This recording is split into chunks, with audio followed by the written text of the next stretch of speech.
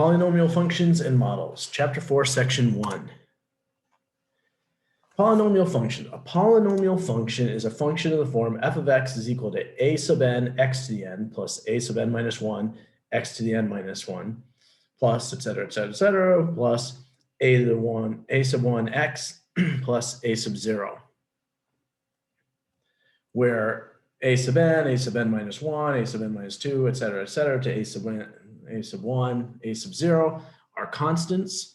Those constants are called the coefficients of the polynomial. So each term, a sub n x to the n, a sub n minus 1, x to the n minus 2, each term has a coefficient, a sub n minus 1. So it's just using the same variable over and over again and calling it subscript so that we can tell the difference. Where n is greater than or equal to 0 and is an integer, and x is the variable. If a sub n is not equal to 0, it is called the leading coefficient, and n is the degree of the polynomial. The domain of a polynomial function is the set of all real numbers.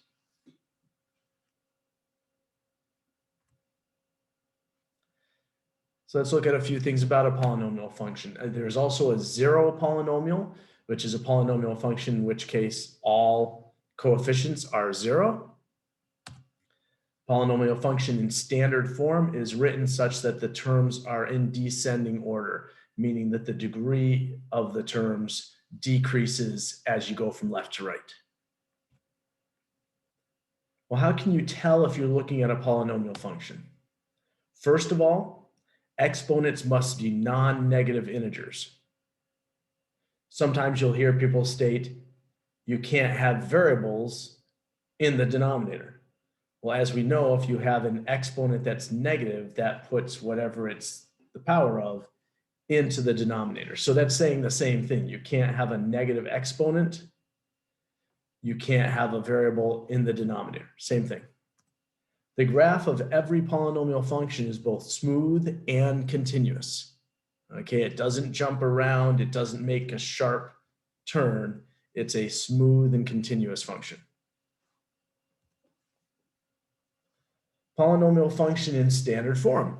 So let's rewrite the following polynomial in standard form. So we have f of x is equal to 5x minus 4x cubed plus 2x to the fourth minus 9 minus 3x squared. Remember, in standard form just means in descending order. So let's put it in descending order. So looking at that, we see we've got an x to the fourth term, an x cubed term, an x squared term, an x term, and a constant term. So that becomes f of x is equal to 2x to the fourth minus 4x cubed minus 3x squared plus 5x minus 2. Just be careful with this.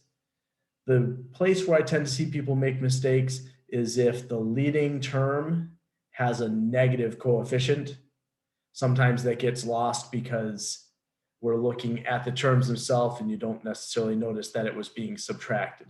In this case, we didn't have that problem, but just something to pay attention to. And let's determine whether we actually have a polynomial function or not. What if I have f of x is equal to 4x minus 9x to the negative 3 plus 2? Well, we see that exponent, negative 3. We know that polynomial functions cannot have a negative exponent, so therefore, no, we do not have a polynomial function because of that negative exponent. G of x is equal to 37 minus 22x cubed plus 3x squared. Okay, I'm looking at this and I'm seeing positive integers for the exponents. I don't see any problems. Yes, that is a polynomial function. H of x is equal to 5 minus 9 over x plus 6x squared. Now remember what I said, we can't have a negative exponent. We also can't have a variable in the denominator because that's a negative exponent. That's the same as saying 5 minus 9x to the negative 1 plus 6x squared. So no, we've got a variable in the denominator. It's not a polynomial function. And then here's the type of question that throws people off, because j of x is equal to 4 over x to the negative 3 minus 3 over x to the negative 2 plus 2 over x to the negative 1 minus 1 over x to the negative 0. And people get thrown off by this because it's not a polynomial function if it has a negative exponent. It's not a polynomial function if there's a variable in the denominator. But the trick with this is there's a variable in the denominator, but that variable has a negative exponent.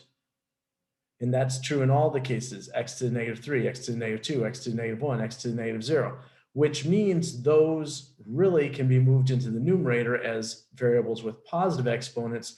So yes, it is a polynomial function. The negative exponents in the denominator are positive in the numerator.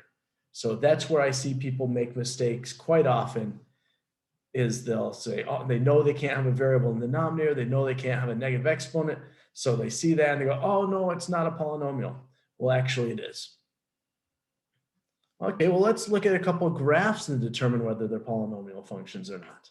So here we have a graph, and I see that it is smooth, and I see that it is continuous. So yes, it is a polynomial function. Here I have a graph, and I see that it is continuous, but it is not smooth. It goes to a certain point, and then it takes a sharp turn, gets to another point, takes a sharp turn. So no, that is not a polynomial function. It is not smooth. So let's look at power functions. Power function of degree n. So power functions are just a monomial function. If you remember back from when you talked about polynomials in other courses, polynomials are multi-term functions. And if you have a single term polynomial, it's called a monomial. A two-term polynomial is called a binomial, right? A three-term polynomial, a trinomial. So a power function of degree n is a monomial function of the form ax to the n. So it's basically like having the leading term of a polynomial function, where a is a real number, not equal to 0, because if it's equal to 0, then we just have f of x is equal to 0, and that's just a constant. And n is greater than 0, and is an integer. Right? Remember our rule of polynomials that it can't have a negative exponent. And if you were to make n equal to 0, then x to the n would be equal to 1. Therefore, you'd have a constant. So properties of power functions. Now, power functions act differently depending on whether n is an even integer or an odd integer. If f of x is equal to x to the n, and n is a positive even integer, then the function is an even function, so its graph is symmetric with respect to the y-axis. The domain is the set of all real numbers. The range is a set of non-negative real numbers. The graph always contains the points -1, 1, 0, 0, and 1, 1. Always. And as the exponent n increases in magnitude, the graph is steeper when x is less than -1 or x is greater than +1. But for x near the origin or x near 0, the graph tends to flatten out and lie closer to the x-axis. So what exactly does that mean? Well, let's look at a basic power function. So if we have x squared, we know what that looks like, and notice that we have -1, 1, 1, 1, our points on this graph. Now what if we increase that power? I want to keep it even, so I go up to 10, and notice what happens is that it gets steeper when you are less than -1 or greater than +1, it's steeper than it was. And when you're closer to the origin, to 0, it is flatter. Now watch what happens if we raise it to the 1,000th. As zoomed in as we are, you practically end up with right angles here. If you look really closely, you can see there's a little curve there, and there is, but as the exponent increases for even power functions, you get steeper and steeper for x less than -1 or greater than +1, and you get flatter and flatter between -1 and +1.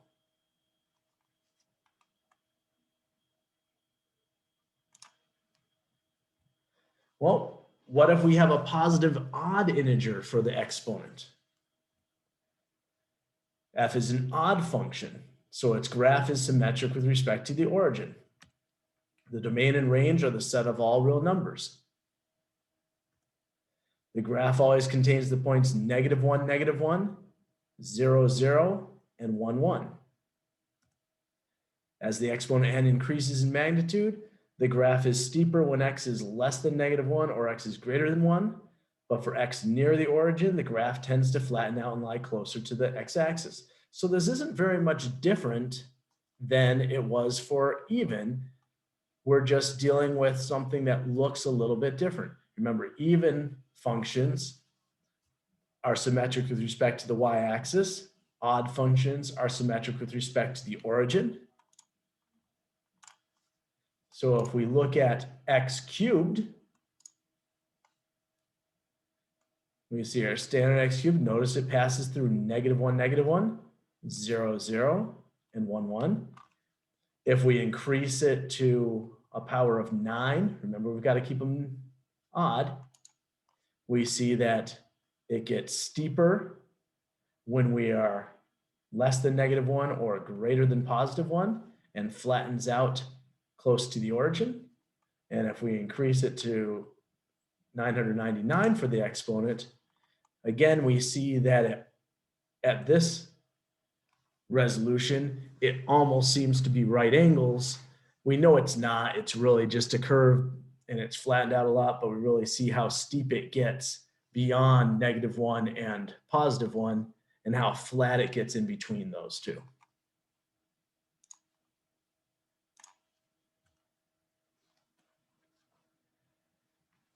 Graphing polynomial functions using transformations. Now, when we get into graphing these things, anytime we start graphing using transformations, it's the same process. Still means the same things. We're just starting with different functions. So here we have f of x is equal to -3 times x minus 2, the quantity to the fourth, plus 1. So we're going to break this down just like we did in the past, where we look and say, what is the base function? In this case, the base function is x to the fourth, which we know that's an even function. So that would be symmetric with respect to the y-axis. And since it's higher than a degree of 2, we're going to see that it's going to get steeper than x squared would be and flatter near the origin.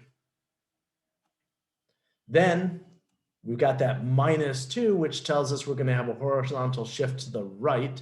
Remember, when you're dealing with horizontal shifts, it goes the opposite direction of what you'd think because of that sign.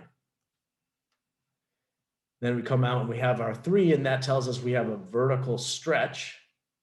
The negative tells us that we're going to reflect over the x-axis, and then the +1 tells we're going to have a vertical shift up.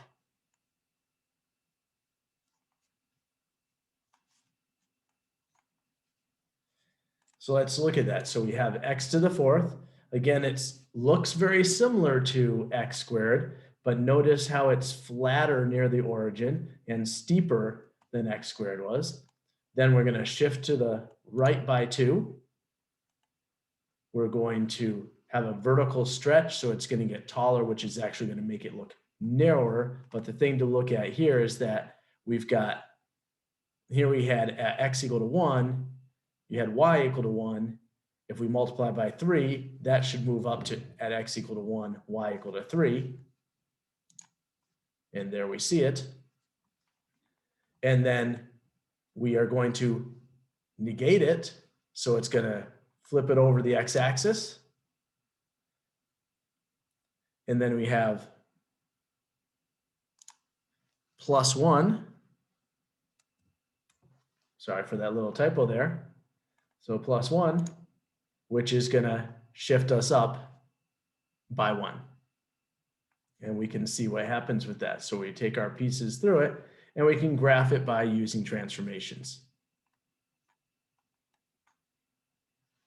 Real zeros. If f is a function and r is a real number for which f of r is equal to 0, then r is called a real zero of f. So the following statements are equivalent. R is a real zero of a polynomial function f. R is an x-intercept of the graph of f. Well, think about that. Remember, a 0 is x equal to this value makes y equal to 0. So if y is equal to 0, that's going to be an x-intercept. X minus r is a factor of f, and this is going to be very important for us. R is a solution to the equation f of x is equal to 0. So those are all the same thing. So finding a polynomial function from its zeros. Find a polynomial function of degree 4 where zeros are 4, -3, 7, and 6. Okay, so we know we've got zeros at x equal to 4, x equal to -3, x equal to 7, x equal to 6. And remembering what we just saw for our rules, I'm just going to bounce back on those. Remember that x minus r is a factor of f. So if I have r equal to 4, r equal to -3, r equal to 7, r equal to 6, then the factors are going to be x minus each of those. So x minus 4, x minus -3 or x plus 3, x minus 7, x minus 6. And notice that I put an a in front of that. That's a multiplier because we know where the zeros are, but there are an infinite number of functions that will have those zeros at those 4 points. And this a, this multiplier in the front, will give us those infinite number of functions. So we have to put that in there and say, okay, a times these. So anytime you have to come up with a polynomial function from the zeros, always put that a multiplier in there as a placeholder. And depending on the information you have, you may sometimes be given the zeros and then a point on the graph. And if you're given a point on the graph, you can then plug in the x value and the y value and solve for a, and then you can actually find out the actual polynomial function. Zeros of multiplicity. Well, what's multiplicity? Well, I'll tell you what it is. It's something that's going to make your life a lot easier when we get to rational functions, because you've dealt with things like this before, finding the zeros and using that to tell what a graph looks like. But you'll find that using multiplicity can make your life a lot easier. If x minus r to the m is a factor of a polynomial f, and x minus r to the m plus 1 is not a factor of f, then r is called a zero of multiplicity m of f.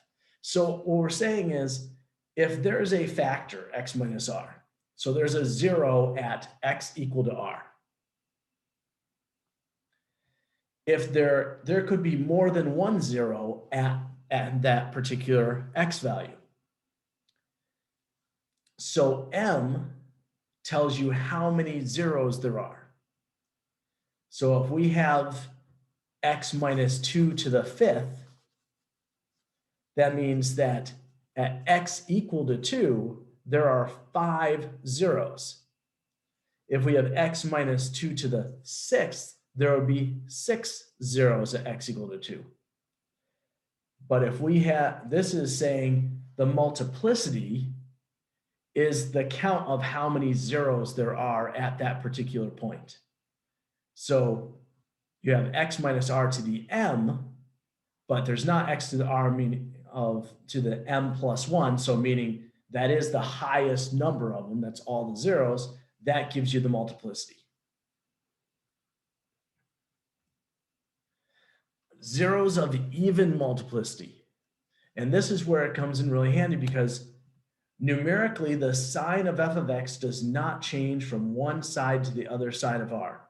So when you have a 0 of even multiplicity, meaning it's raised to an even power, then your sign is not going to change as you pass over that 0, that r or x value, right? Which means graphically it's going to touch the x-axis at r, but the graph is not going to cross over, because if you cross over the x-axis, you've got to be going from negative to positive or positive to negative. So if you have an even multiplicity, then it bounces off of it. Think x squared, right? X squared, that parabola comes down and it touches the x-axis and bounces back off. Whereas if you have a zero of odd multiplicity, then numerically the sign of f of x changes from one side to the other of r, and the graph of f crosses the x-axis. Think x cubed, right? It's negative and then it comes up, crosses the x-axis and becomes positive. So odd multiplicity is going to cause it to cross the x-axis. So let's find a polynomial function from its zeros. Now we just did that previously, but now we're dealing with multiplicity. So we find a polynomial function of degree 6 with the following zeros. It's got a 0 at x equal to 3 with a multiplicity of 2, at minus 2 with a multiplicity of 1, and at minus 5 with a multiplicity of 3. So basically, we know that x minus r is going to be a factor of our polynomial function. So we know we have x minus 3, it's got a multiplicity of 2, so it's going to be raised to the second power. We have x minus negative 2, that's going to be x plus 2 raised to the first power, but we don't write out a first power normally. And then x minus negative 5 gives us x plus 5 raised to the third power, since it's multiplicity of 3. So we get f of x is equal to a times x minus 3, quantity squared, x plus 2, x plus 5, the quantity cubed. And notice I put that a in there again because there are an infinite number of polynomials that will have those zeros, but they're all some multiple of this same function. So a could be any number. Finding a polynomial function from its graph. So here I have a graph of a polynomial function. How do I know it's a polynomial function? 1, Mr. Davis said finding a polynomial function from its graph. 2, it's smooth and continuous. So it's a polynomial function. So what I want to know about is I want to look at the zero. Where are the zeros? What's the behavior at that 0? And what is the multiplicity at that 0? So I look at this, and first thing I see is there's a 0 at negative 3, and it crosses, which means that I'm going to have an odd multiplicity. And what I see here is it crosses in a linear fashion. It seems like just a line crossing the x-axis. So I can put that as a multiplicity of 1. Then I look and I see that it crosses again at x equal to negative 1. But notice now that cross isn't linear. It looks more like an x cubed function. So I put my multiplicity of 3. And realize we're trying for the lowest degree polynomial that will work for this. It's possible that at negative 1, the multiplicity could be 5, it could be 7, it could be 9. Right? It's hard to tell from this what the actual multiplicity is. What we do know is it crosses the x-axis, therefore it has to be odd. And we see that it's not a straight line through it, so therefore it would have to be 3 or higher. And then we have a 0 at positive 2, which touches and bounces off, which means we have an even multiplicity. And therefore, I put a multiplicity of 2. It's possible that it's a multiplicity of 4. In this case, it's not. These are the correct values, but it would be almost impossible for us to tell that. Our best guess would be to look at it and say, well, what is the point here? Maybe I could determine a point on the function and plug that in to our final function and see if that actually works or not, or if I need a multiplier or what the case may be. But we're not dealing with that right now. We're just looking at what is the 0, what's the behavior at that 0, and therefore what's the multiplicity. And once I have all that, then I can write my function. I remember I said that we should have an x there, an a there. So f of x is equal to a times x plus 3 times x plus 1 cubed times x minus 2 squared. In this particular case, the reason I don't have the a there is because this really does work out to be that function. So there is no multiplier here. Okay, the only other thing that we might do with this is we might get bold and daring and say, you know, that's great, but, you know, I know a polynomial in standard form should be in descending order. Therefore, after much headache and grief, we get f of x is equal to x to the 6th plus 2x to the 5th minus 8x to the 4th minus 14x cubed plus 11x squared plus 28x plus 12. Now, I would not expect you to take something of this degree and go through and do the multiplication to bring it out to the full polynomial in standard form, just because it's just leaving too many opportunities for simple errors along the way. Whereas if you can get this far, you know how to do it, then I'm just fighting a battle of attrition, seeing if I can wear you out by having you do all this extra work. So turning points. Turning points, like if you look at this graph, a turning point is when it changes on us, right?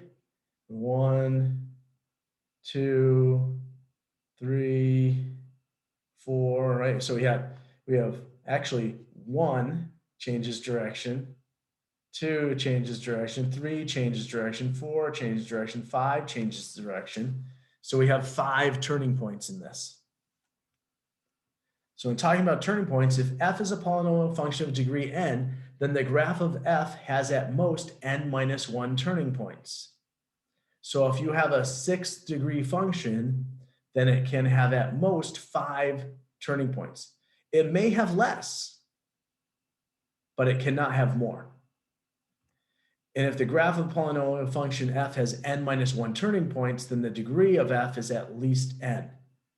So if you have a graph which has 3 turning points, the degree of that function must be at least 4, so 1 more than that.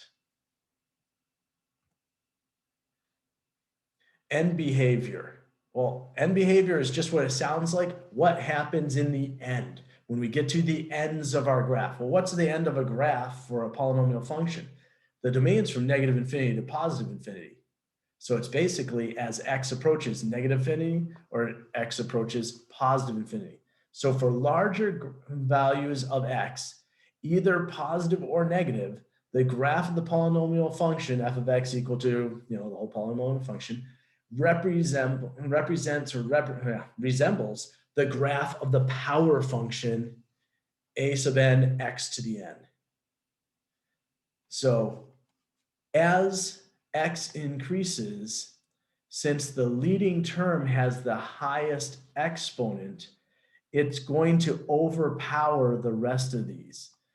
And essentially, those are going to eventually become insignificant in relation to the leading term.